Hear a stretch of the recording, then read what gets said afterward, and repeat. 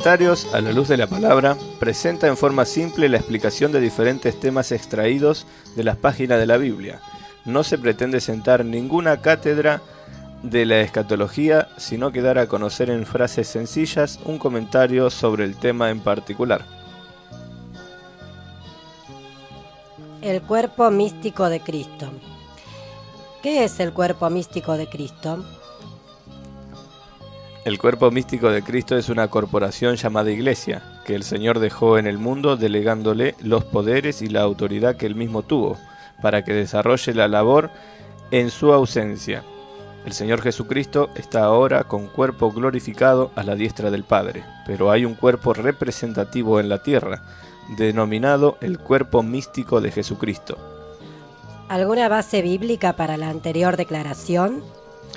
En Juan 20:21 leemos: Entonces Jesús les dijo otra vez: Paz a vosotros, como me envió el Padre, así también yo os envío.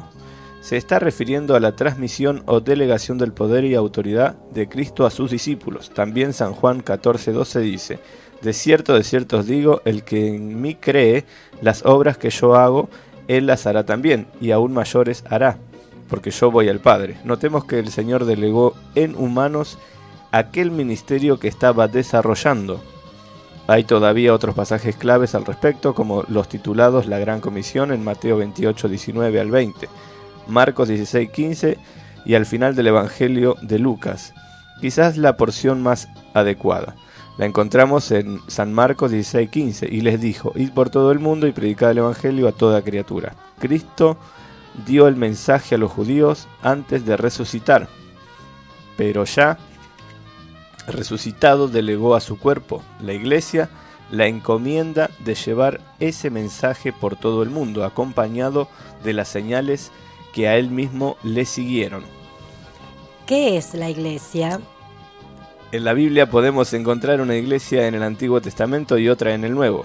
Etimológicamente, iglesia quiere decir los que son sacados del mundo, apartados y llamados de parte del Señor. En el Antiguo Testamento hubo un pueblo sacado del mundo, Israel, a quien podemos aplicarle el nombre de Iglesia de Yahweh, los apartados para Dios. Esta etimología permite entonces razonar que la Iglesia del Nuevo Testamento son los apartados para Cristo.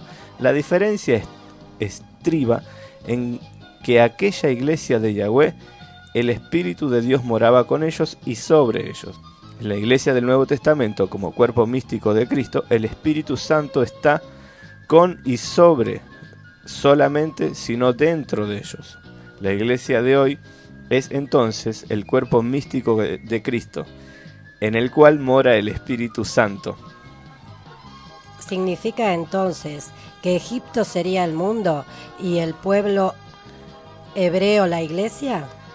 Esta es una figura muy interesante. En el libro de Éxodo verificamos que el pueblo de Israel, quien sería el símil de la iglesia de hoy, no tenía sinagoga, ni templo, ni tabernáculo en Egipto. Ellos, para poder alabar a Dios y servirle, tuvieron que ser sacados del mundo y apartados. Esta es la terminología hoy, puede ser aplicada a la iglesia de Jesucristo. No puede la iglesia ser verdadera si no ha sido apartada para poder alabar como el Señor quiere que le alaben, y para poder servir como es digno. Por eso él dice: salid de en medio de ellos, pueblo mío. ¿Por qué se le nombra cuerpo de Cristo a la Iglesia?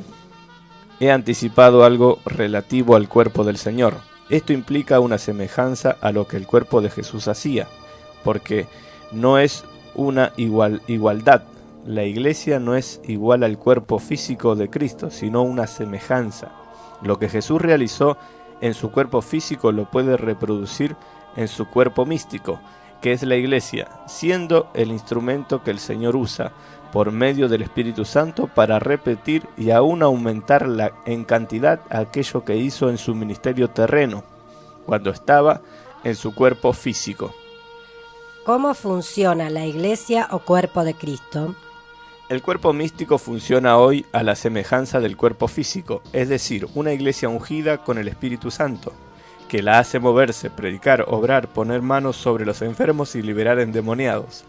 Cristo no trabajó y accionó por ser Dios en sí mismo, sino que actuó por la presencia del Espíritu Santo dentro de él, Por esta razón nuestro Señor Jesucristo no ministró sino hasta después de ir al río Jordán, donde recibió la investidura del poder.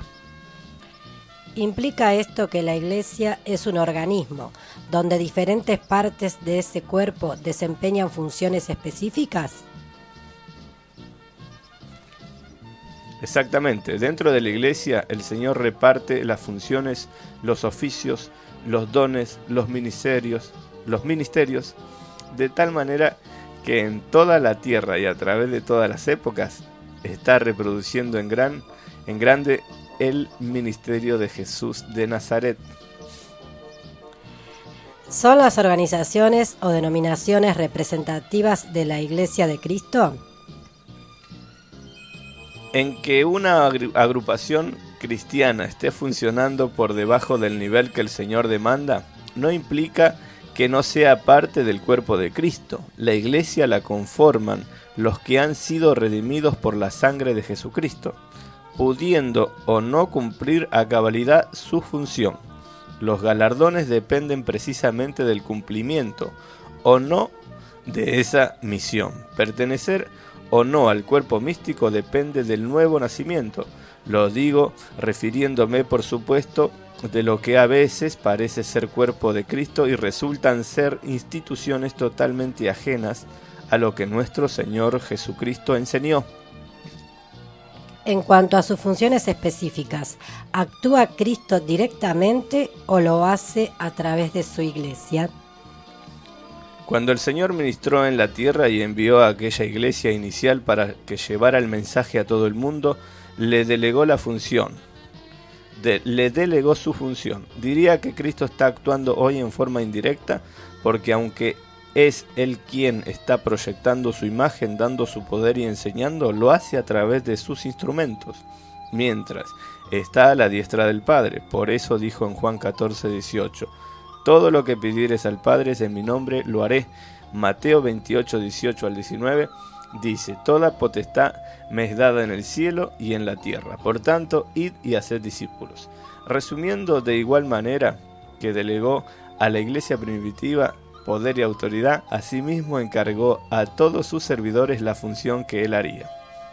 Si estuviera en persona en la tierra, nosotros entonces haremos lo que él desea que hagamos, en la medida que nos rindamos en su gobierno, a sus órdenes por el Espíritu Santo. Obras que nuestro Señor Jesucristo respalda desde la eternidad, desde la majestad en las alturas. Respecto a la actuación de la Iglesia, de poder representativa de Jesucristo, en la cual se efectúan milagros, ¿cómo debemos apreciar estos milagros que en la Iglesia se suceden? Vuelvo nuevamente a pensar en el cuerpo físico de Cristo. De qué manera operó milagros en su ministerio terrenal, utilizando los miembros de su cuerpo. Por ejemplo, imponía las manos sobre los cuerpos de los enfermos, daba orden a las enfermedades que se retiraran, con su palabra echaba fuera demonios, dominaba los elementos. Observemos cómo el cuerpo de Jesús se prestó para la misión que el Espíritu Santo quería realizar. De igual manera, hoy, si es la Iglesia de Cristo y está a la altura de su misión, tiene que poder reproducir lo mismo. Es difícil imaginar siquiera que el Señor Jesucristo deseara reproducir algo diferente a lo que Él mismo hizo cuando estuvo aquí, puesto que la misión de la Iglesia es la continuación de su ministerio.